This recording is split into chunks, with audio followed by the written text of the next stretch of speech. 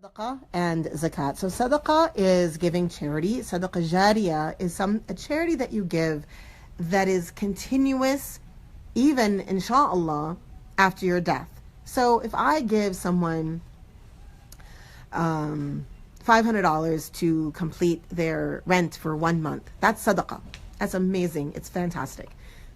If I fix the electricity in a town, so that or pay for the electricity in a town or in a poor town somewhere or in some place, and that electricity, as long as that electricity is going, then I'm getting that reward. That's the jariyah.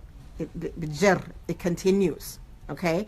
So a long time ago, for example, in many places in the Muslim world, you'll find little fountains that were built hundreds of years ago as a sadaqah jariyah so that they could give water to people as they walked, as they traveled. It's a beautiful, beautiful tradition, and it's a beautiful sadaqah, and it's one of the really important concepts behind sadaqah, that we want to give and we want to leave behind something that continues to give even after we've passed.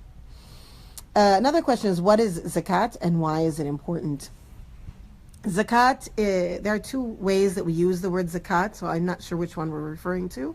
One is your regular zakat al-mal, which is the required or obligatory or farad, pillar of Islam, zakat that needs to be given on the money that you have savings from a whole year.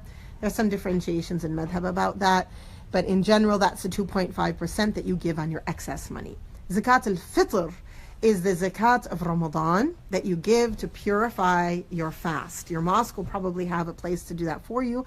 You can also do that in person for someone in need.